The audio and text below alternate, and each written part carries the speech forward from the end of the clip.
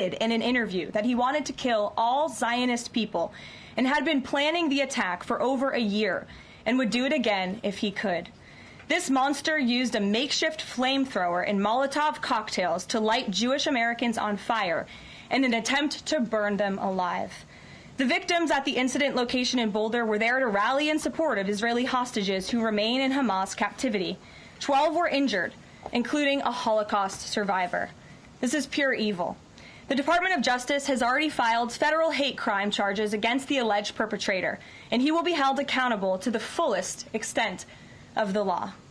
This tragedy is a sobering reminder of the consequences of the Biden administration's failed policies. According to the Department of Homeland Security, the Boulder suspect is an Egyptian national who was in the United States illegally. He entered the U.S. during the Biden administration in August 2022 on a B-2 visa until it expired. Upon the visa expiration, he overstayed, filed an asylum claim, and was given a work authorization by the Biden administration. Instead of deporting this heinous individual, Joe Biden's administration allowed him to stay in our country and to work. President Trump sounded the alarm over these reckless Biden policies for years because this is the predictable result of letting anti-American radicals and illegal immigrants pour into our country. Immigration security is national security.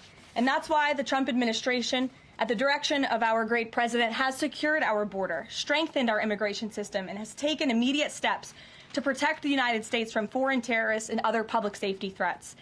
President Trump acted swiftly upon taking office to reform our visa issuance process to ensure that dangerous aliens who are intent on harming Americans or our national security interests are no longer admitted into our country. Under the Trump administration, aliens will only be admitted into the United States through the legal process and only if they do not bear hostile attitudes towards our citizens, our culture, our government, our institutions, or most importantly, our founding principles. Under President Trump, the United States has zero tolerance for foreign visitors who support terrorism. Violators of U.S. law, including international students, will continue to face visa denial or revocation and deportation. And illegal alien criminals will continue to be arrested and deported from our country.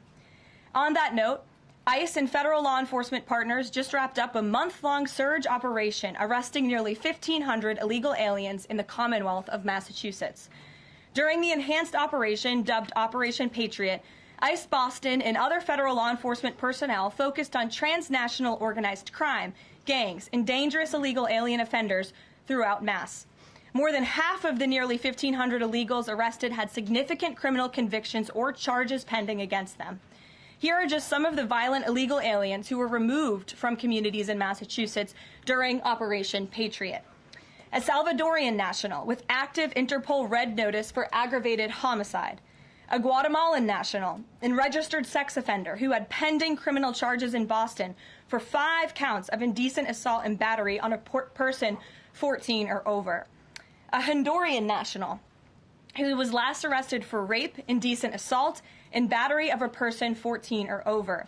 A Colombian national charged with kidnapping, aggravated rape, and indecent assault and battery on a person 14 or over.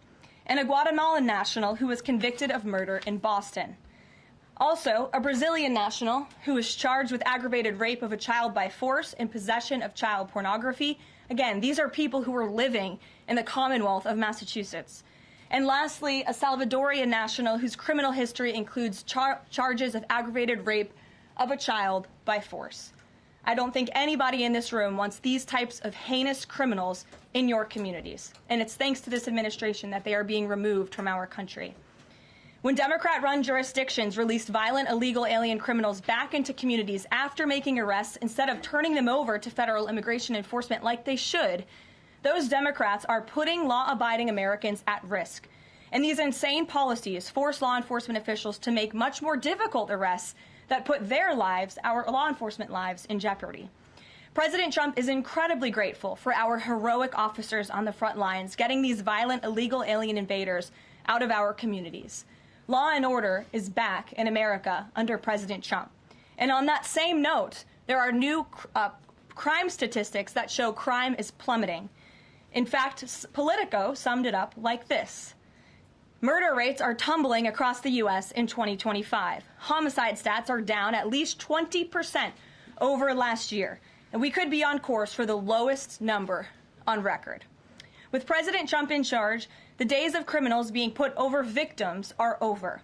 On the topic of immigration, the Washington Post just ran one of the most ridiculous headlines ever, even by their standards. And on my very first briefing several months ago, I said I would hold anyone accountable in this room. The Washington Post actually had this headline: the mysterious drop in fentanyl seizures on the U.S.-Mexico border. How is this mysterious? There is no mystery about why there is a decrease in fentanyl coming into the United States. This administration's strong border policies are the reason there has been a decrease in fentanyl trafficking. His strengthened relationship with Mexican President Sheinbaum and all of the measures he has been taking to deter illegal human and drug trafficking at our United States southern border is the reason for plummeting fentanyl seizures at the U.S. border. There is nothing mysterious about that, and we'd like to see the Washington Post update their headline accordingly. This is clearly trying to intentionally manipulate the minds of the Americans, and I think the American people understand why there's been a fentanyl drop. In our office responded to this inquiry. We provided a whole host of the reasons that fentanyl seizures at the southern border have dropped, and the Washington Post refused to run them, and that's despicable. In other news, positive economic reports continue to flood in. Inflation dropped to 2.1% in April. Personal income increased 0.8% in April. So inflation is down and wages are up. That's almost triple the expectations and against the doubts of nearly everyone in this room. And we also saw the largest monthly decline in the trade deficit on record as a result of President Trump's very powerful tariffs. Lastly, the price of eggs has dropped more than 61% since President Trump took office in January. I remember my very first briefing, I was asked about the cost of eggs. The reporter tried to insinuate it was this administration's fault, even though he had only been here for a few days or weeks. It was a result of the previous administration's terrible policies, and in record time, this president has fixed that problem that he inherited from Joe Biden, and now egg prices have dropped 61% since this president took office. There's a lot of good news, and I'm sure you have a lot of questions, so let's get to them. We have just the news in our new media seat today. Amanda Head, thank you for being with us. Why don't you kick us off? Sure, thank you so much. There is a disturbing trend of anti-Semitism turning into terrorism. Of course, the Boulder, Colorado instance that you just mentioned, the 2 Israeli embassy staffers who were murdered, Pennsylvania governor's mansion with the Jewish governor inside getting set on fire. Does the president consider this domestic terrorism? And as such, are there official alerts to law enforcement, BOLOs, task forces, things like that? The president has made it very clear, as he said in his statement yesterday, that yes, these anti-Semitic acts of violence are do qualify as terrorism, and he does not want to see terrorism or violence of any form taking place in the United States of America. And as for specifically anti-Semitic terrorism and anti-Semitic acts of violence and those that are targeting Jewish Americans, this administration has done more to combat that violence than any administration in history. And one incident is one too many, and I think, frankly, that's something the previous administration was not willing to say. This president will stand up for Americans of all religions, of all faiths, of all creeds, and we will continue to look at policy measures and actions that we can take in addition to the actions that have already been taken to curb this anti-Semitic violence. And to Jewish Americans at home, across the country, this president has your back.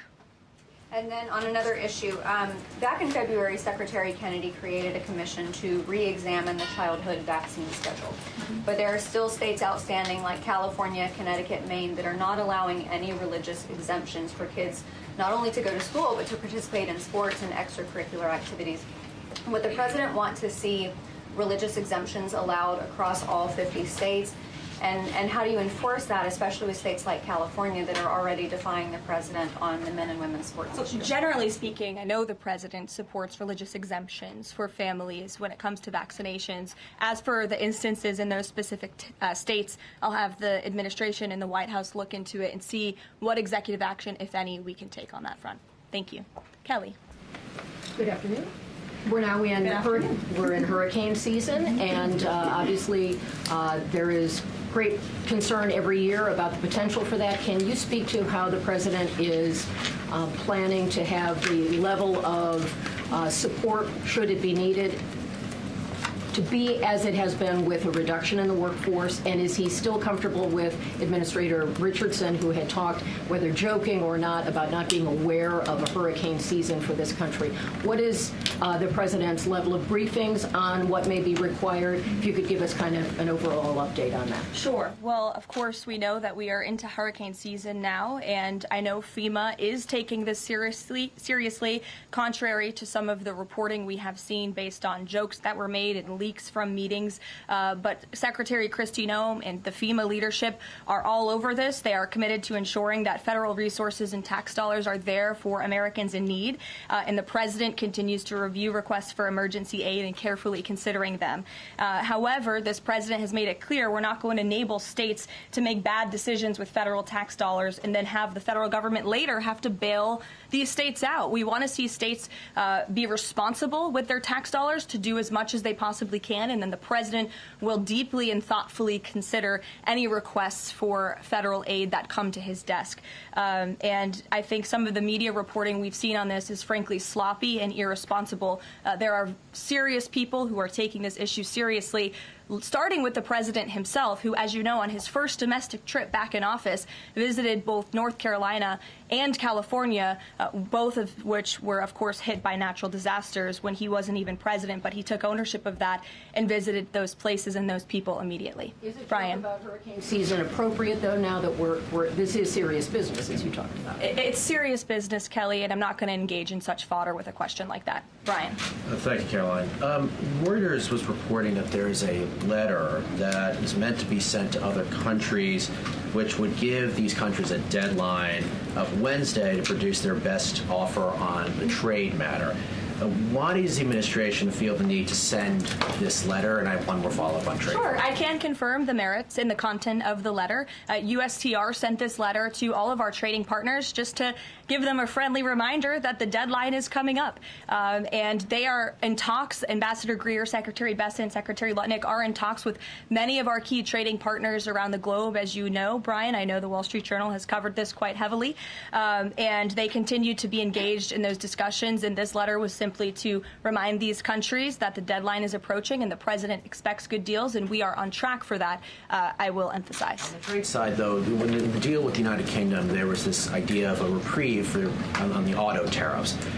Is the president looking to do another similar deal on the sector-by-sector reduction in tariffs, or is this more going to be deals related to the reciprocal tariffs that were announced months ago? Well, as I've said previously from the podium, and the president has discussed as well, each country has unique advantages, unique challenges to it based on their markets and what they export to us and what we export to them. And so that's why the president smartly advised his trade team to engage in tailor-made deal-making. And we saw that with the United Kingdom, and we will see that with other countries as well. Kate. Does the president support the Senate moving forward with a bill imposing heavy sanctions on Russia? Look, the president has spoken about his position on sanctions on Russia. He has smartly kept this as a tool in his toolbox if necessary. But I think the Senate and everyone on Capitol Hill respects the president is the commander-in-chief for a reason. And as you know, Russia and Ukraine engaged in direct talks yesterday. That was at the encouragement of this president when he spoke to both leaders of both countries via phone just a couple of weeks ago. And so I would just like to remind everybody how far we have come in just 4 months. I mean, it was inconceivable last year at this time for Russia and Ukraine to be engaged in direct talks. And it's because of the president's insistence and determination to get this war to an end that these countries sat down yesterday. So he's willing to use sanctions if he needs them, and the Senate and the Capitol Hill understand that the president is the commander-in-chief and he's leading United States foreign policy as he should. Iran, the president said that the U.S. would not allow for any uranium enrichment, but the proposal offered to the Iranians reportedly allows for low levels of enrichment. Can you explain that discrepancy? I'm not going to comment on alleged details of the report. We're not going to negotiate through the media out of respect for these ongoing discussions and negotiations that Special Envoy Witkoff is leading. The president made his position very clear on Truth Social last night. In fact, it couldn't be any more clear, and I would reiterate that's his position. Special Envoy Witkoff sent a very detailed and acceptable proposal to the Iranian regime that the president hopes they will accept, and if not, they will face grave consequences, as the president himself has reiterated. Sure. Thanks, Caroline. You're welcome. A couple of things, if I may. Firstly, can you confirm whether or not President Trump is going to be going to the NATO summit in The Hague later this month? I can confirm he will be going to the NATO summit, yes. Great, thanks. And another question on the Netherlands, in fact.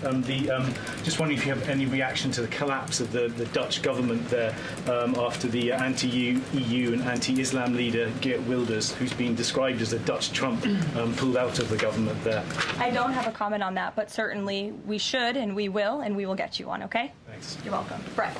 Thanks, Caroline. I wanted to ask, a couple days ago, the president announced that he was withdrawing the nomination of Jared Isaacman to lead NASA, citing a thorough review of prior associations. I wondered, why did this review happen just now, after the nominee was so far into the process? And can you explain the president's thinking on who he might choose? Look, the president reserves the right to nominate individuals to key administration posts. He also reserves the right to remove those individuals if he chooses, just like he reserves the right to fire anybody in the executive branch that he wants. And so a new replacement for NASA will be announced very soon, as the president himself said. Was there something in particular that came up that caused the president concern with this nomination? The president wants to ensure that all of his nominees are aligned fully with the America First mission of this administration. And again, he will be announcing a replacement very soon. Andrew, go ahead. Thank you, Caroline. You're welcome. It's been just about a month since President and Prime Minister Starmer announced... I can't see you all the way back there. Those heads in the way. There you go. So it's been just about a month since Prime Minister Starmer and President Trump announced that the U.S. and U.K. had reached a trade deal, That's right. or at least a framework for the deal. Now there are at least some conservative MPs in London who are complaining that Parliament has not yet seen the text of any deal. So I'd like to ask you from this side of the pond, is there a text for the deal ready to be released, submitted, and if not, when can we expect it? And then I have one more. There's most definitely text with this deal. There is language that this side has seen. You'll have to ask the UK Parliament why they haven't seen it from their own government. I obviously can't answer that question. And on Jonathan, Caroline, one more on Ukraine, go ahead, please. Jonathan. Sure, go ahead. On Ukraine, it's been a couple of days since Ukraine made that audacious drone strike on Russian airfields.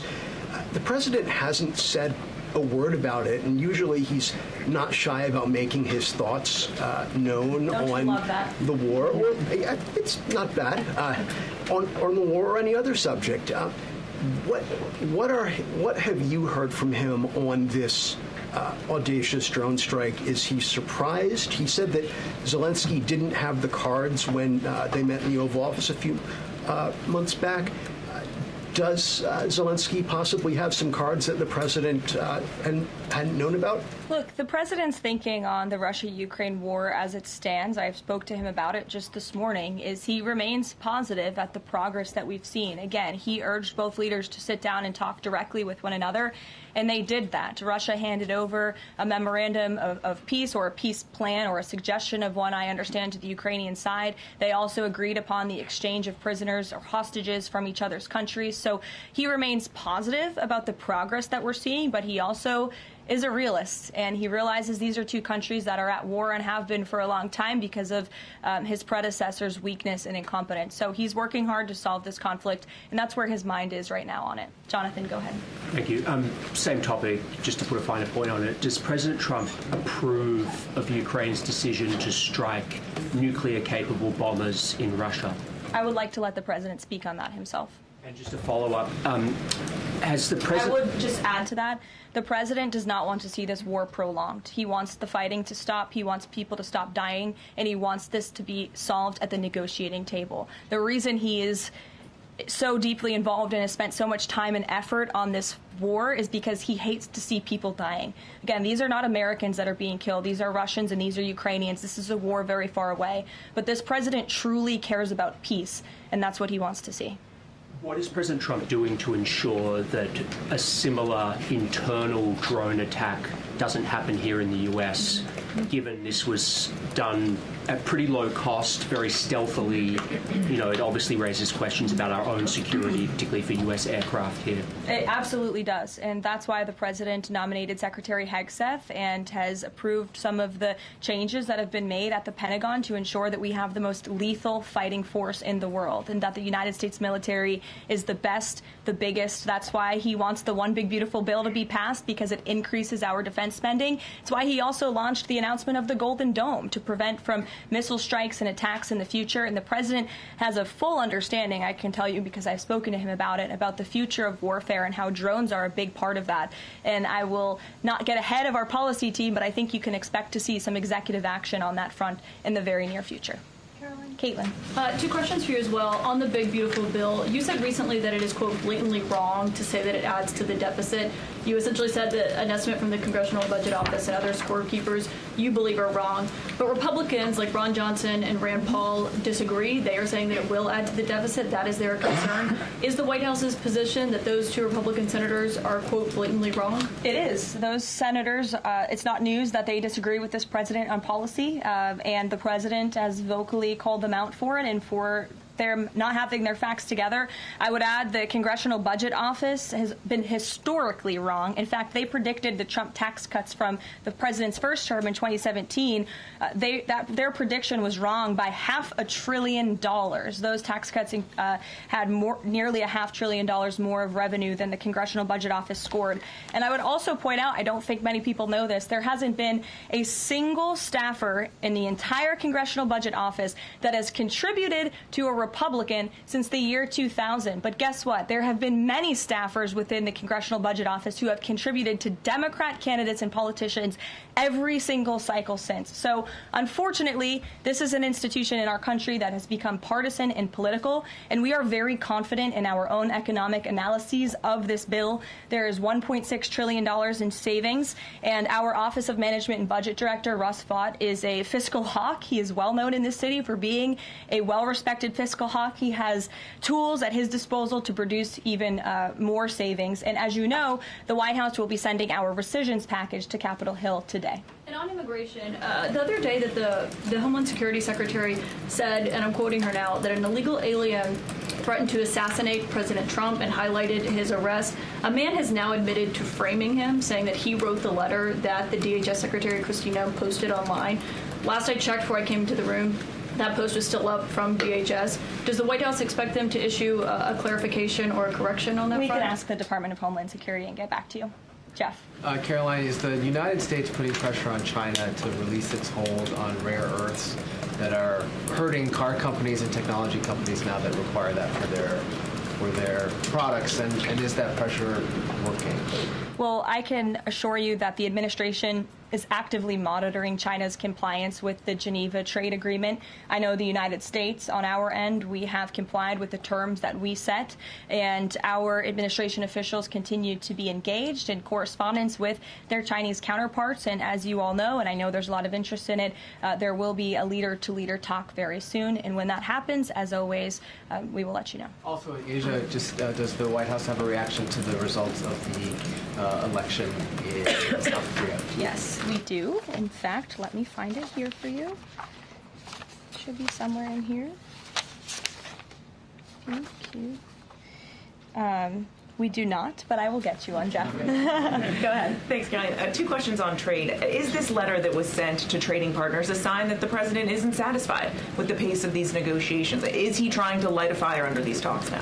Well, look, the president has been very direct to our trading partners in his conversations with them, with foreign leaders directly, that they need to cut deals with the United States of America. The tariff agenda of this president, he believes very strongly in it. And as you've all seen, he's unafraid to use tariffs to protect our industries and protect our workers. But he wants to see these tailor-made deals be signed. And I will tell you, of course, I never want to be the one negotiating with the press about these internal discussions and deliberations. But our team, who is deeply involved in this, sees these deals moving in the right direction. In fact, Ambassador Greer is in Paris right now meeting with many of our trading partners. We should still expect this flurry of deals in the next 36 days, and the plan is still for those full tariffs to go back into effect on July 9th. The plan is for the announcement of these deals to be made very, very soon, yes. Sure. Thank you, Caroline. You're welcome.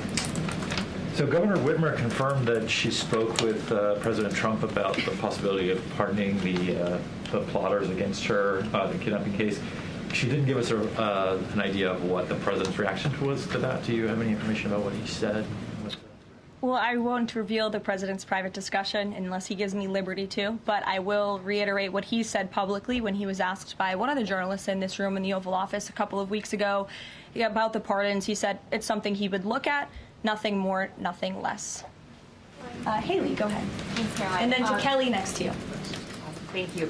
When it comes to the leader-to-leader call with Xi Jinping this week, what is the president's expectation of this call? Is he looking for concrete outcomes out of this, or is he looking to kind of warm relations as these trade talks are ongoing? Well, President Trump and President Xi have shared a respectful relationship throughout the years. And again, I won't get ahead of the president on that call, but as always, after, you'll hear directly from the president or from myself or someone else here at the White House.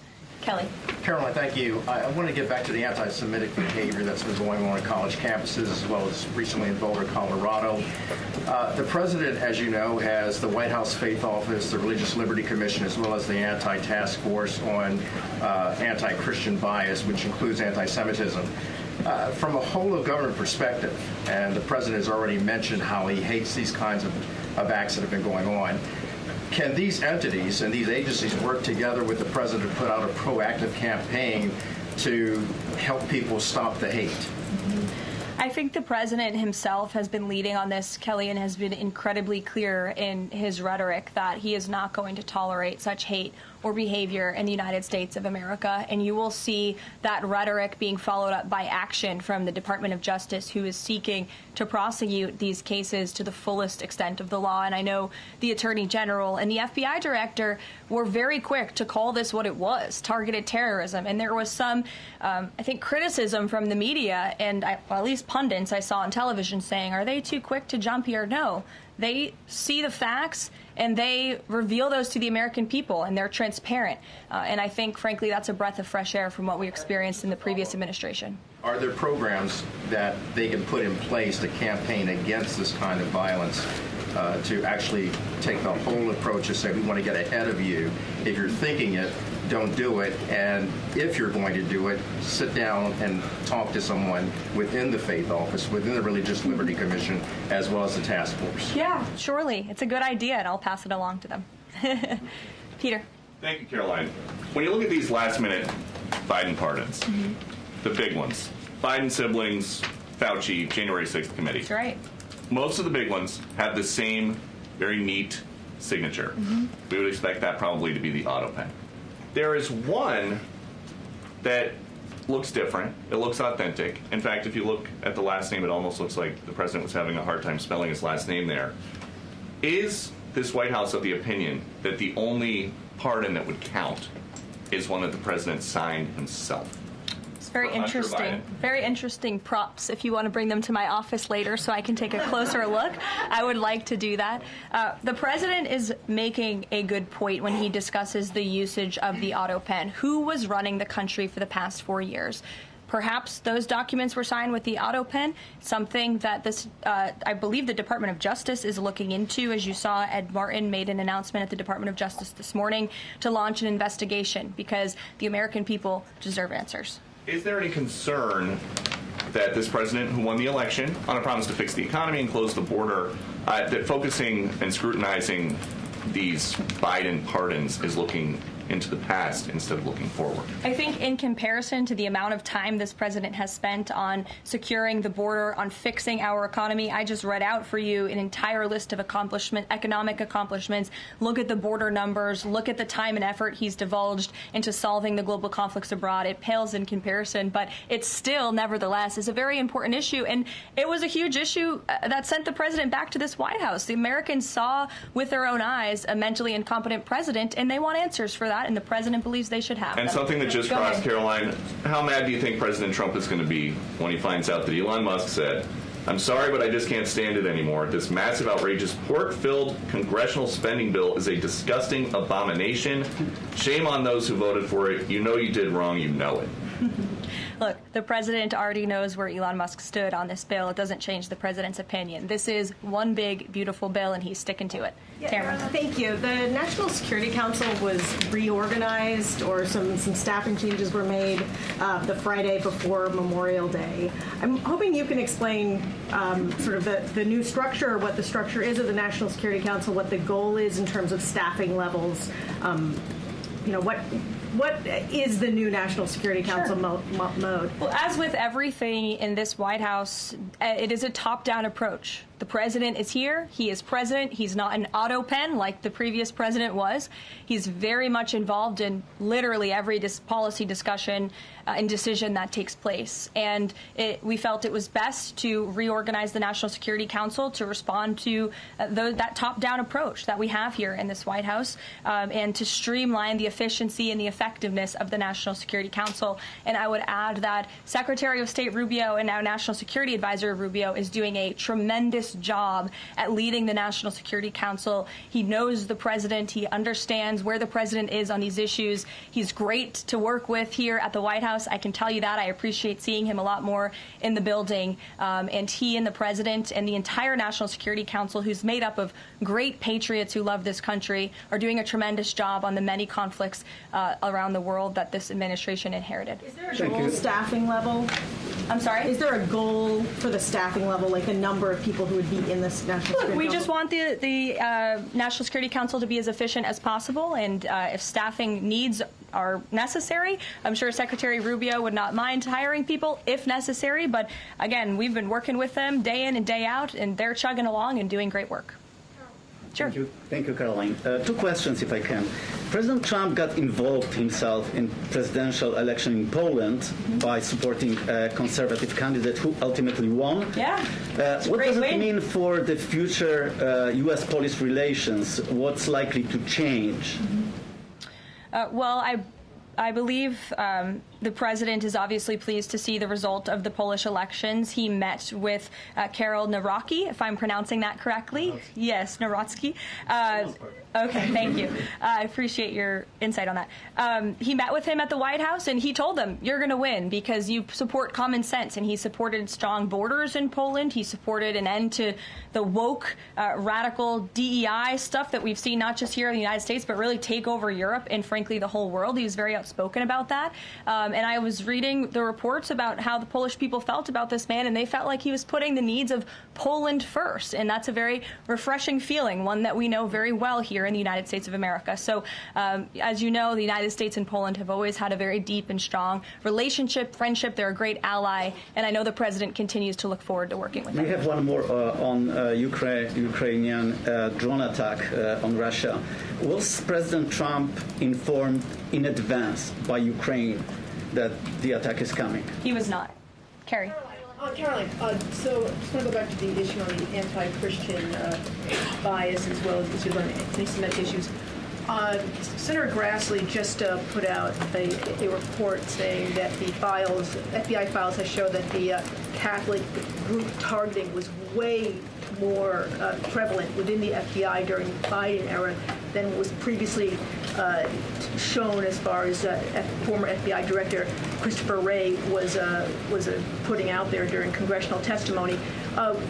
Can you discuss here what President Trump would like to see in terms of consequences within the FBI as far as those who were involved?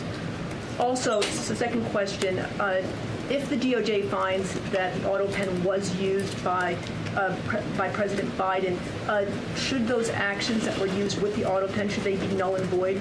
I'm not going to get ahead of the Department of Justice's investigation into the usage of the auto pen. And again, the question is not, was the auto pen used? It's whether or not the President of the United States knew it was being used, and if not, who was using it in his name, which is clearly illegal behavior. Deanna. Thanks, Caroline. One on foreign policy, one domestic, if I can. Sure. On foreign, just speaking to the president's Truth Social post about Iran recently, saying that there will be no uranium enrichment. Is he saying that that's a red line for him or no? I already answered this question. The president's been very clear about where he stands on that. Okay, and then on domestic, there is a report that Laura Loomer met with the vice president today. Can you speak to her relationship with the administration and if she's informally advising in any way? She is not. I do know she met with the vice president. As for what was discussed in that meeting, I would defer you to his team. Thanks, Caroline. I have one question on anti-Semitism, one question on China. So for years, radical leftists and Islamists have been calling for so-called globalize the Intifada. Do you believe this is a call for violence against Jews? And do you think these attacks on Jews around our country is what globalizing the Intifada looks like? I don't want to speak to the merits of those claims without looking into them, but as I said, any violence against Jewish Americans will be prosecuted to the fullest extent of the law. Absolutely. And also, Secretary of State Rubio made an announcement saying he'll be revoking visas of certain Chinese students, including those with connections to the Chinese Communist Party. Does that include sons and daughters of politicians, presidents, and chairmen? Again, Secretary of State Rubio has the right to revoke visas, and he made the announcement that the State Department will begin to aggressively revoke those visas of Chinese students who are in our country, namely those with Chinese Communist Party ties, or those who could be a threat to our national security and the interests of the United States. Should both of you, go ahead and then back to you. Thank you. There are now reports that Israeli forces are firing on Palestinians trying to get aid from the Gaza Humanitarian Foundation. Up to 20 people, according to the Red Cross, have arrived to the hospital that they've set up with gunshot wounds, have died from them. Is this administration aware of these? And I mean, what is being done to address this situation? The administration is aware of those reports, and we are currently looking into the veracity of them because, unfortunately, unlike some in the media, we don't take the word of Hamas with total truth. We like to look into it when they speak. Unlike the BBC, who had multiple headlines, they wrote, Israeli tank kills 26, Israeli tank kills 21, Israeli gunfire kills 31, Red Cross says 21 people were killed in an aid incident, and then, oh wait, they had to correct and take down their entire story, saying we reviewed the footage and couldn't find any evidence of anything. Oh. Okay, so we're going to look into reports before we confirm them from this podium or before we take action, and I suggest that journalists who actually care about truth do the same to reduce the amount of misinformation that's going around the globe on this front. John. About the change in the leadership of the organization, what does that mean going forward, and why so early on is this happening? What organization? The Gaza Humanitarian Foundation. Well, look, this was a creative idea that the president called for to get aid into the region. These people were desperate and starving, and the president didn't like seeing imagery of that, and he wanted to ensure that aid was brought in with the approval of Israel for understandable reasons. We will never forget the brutal attack on October 7th. And again, this is something that the previous administration was unwilling to put the time and effort into doing. John. Thanks a lot, Caroline. I want to bring it back to the way you began your briefing, talking about the president's mass deportation program and his priorities. 40% of crop farm workers in the U.S. are undocumented, and that's according to the Agriculture Department. Do they have a carve-out in terms of the president's mass deportation program? The president and the Trump administration have been very clear. If you are in the country illegally, you are subject to deportation. Is there any concern that, given that large number, if that number is correct, 40% of crop farm workers being undocumented, that could impact the food supply here in America if those individuals that obviously help pick crops all across the country are deported en masse? Again, this administration is focused on deporting individuals who are in our country illegally. It's something we have to do. We cannot allow the previous administration's invasion of our country of illegal immigrants to continue. We just can't have it. And this is a law and order president. As for our farmers and their concerns, they have a president who has their backs and listens to their concerns and hears them. But we also have a legal pathway to come to this country and work specifically for agricultural work. So there's a legal way to do it, and we encourage that legal pathway, and we're currently working on strengthening our legal immigration system for that reason. Sure. Thank you, Caroline. I just wanted to follow up on your statement last week regarding the Maha report. Sure. You said that there was, I understand there were some formatting issues with the Maha report that are being addressed and that report will be updated. We also understand that since that, there have been some citations that came about. There's citations of studies that either did not exist or did not back up the report's conclusions. So when you were referring to formatting errors, is that what you were talking about, or was it? Could you just explain that? Yeah, that's what I was talking about. There were formatting errors, and those errors were updated by the proper policy components here at the White House, and a new report was issued. So exactly what I said took place. Sure, go ahead, Alec. Yeah, good to see you. Good to see you. Congresswoman Mary Miller suggested that changing Pride Month to Family Month. I would personally like to see maybe a nuclear family month. Some people are saying, let's get a Veterans Month. Does the president have any plans on making a proclamation, or is it just going to be June this year? Well, there are no plans for a proclamation for the month of June, but I can tell you this president is very proud to be a president for all Americans, regardless of race, religion, or creed. Caroline. Reagan, go ahead. Thank you, Caroline. And then I'll go to you. Thank you. You're welcome. Colorado passed sanctuary protections for illegals 1 month before the terrorist attack this weekend. 2 questions. Why did the DHS remove the sanctuary cities list that it had published, which was ordered by the president? And then what is the administration going to do to further crack down on sanctuary jurisdictions to prevent attacks like what happened in Colorado? Sure. The Department of Homeland Security will be issuing a new list of sanctuary cities, an accurate list of sanctuary cities. As for what we're doing to crack down, the president has signed various executive orders and has directed the Attorney General to prosecute state and local officials who are not complying with federal immigration authorities and, most importantly, federal immigration law. Thanks, Caroline. Thank you, Caroline. Caroline. Thank you very much. Go ahead. So, does the president take calls from foreign leaders on the tariffs on steel and aluminum? Does he still intend to double them tomorrow morning? The president will be signing that executive order today, and steel and aluminum tariffs will be going to 50%, yes. No way it's going to change, or it's going to be suspended? He made that announcement in Pennsylvania, and he plans to deliver on that promise to Pennsylvanians. And why is he hiking it? And Ed, go ahead. Yes. I can answer that, but go ahead, Ed. Oh, yes. Thank you, Caroline. So a Chinese Foreign Ministry spokesperson today said that the U.S. imposed harmful measures like new chip controls and pledging to revoke Chinese student visas. So are the Chinese the victims in this trade back and forth? Look, I don't think anyone is the victim. These are 2 strong countries, and as I said, the president has a good relationship with China's president and leader, and that discussion will take place later this week. And what other authorities is the president looking at for tariffs should the decision in the appeals court not go his direction? Well, right now, his tariffs remain in effect. We spoke at length in my briefing last week about that decision that came down from the International Trade Court, which has been put on pause because the president absolutely does have the authority to implement tariffs and to declare a national emergency for our crippling trade deficit. He could always have the power to use Section 202 or Section 301 as well to impose tariffs if he deems necessary, especially Section 202 tariffs, which are sectoral, as you know, to protect our critical supply chains here at home. Thanks, Caroline. You're welcome.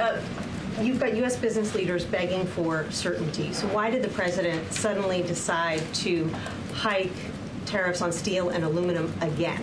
You also have U.S. business leaders begging to meet with this president and begging to come to the White House to talk to him because they know that he is a negotiator in chief, that he's making good deals on behalf of the American worker and the steel worker, in particular when it comes to the steel and aluminum tariffs, which he discussed in his speech at length at Pennsylvania and the need for them.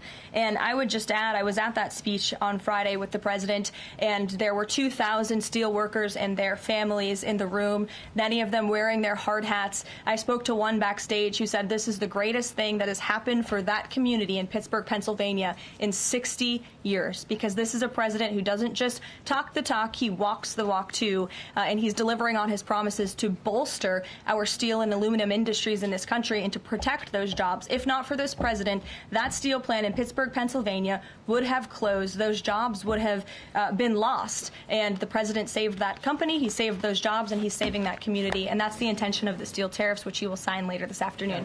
Thank you very much, everyone. We'll see you later. Friday for she.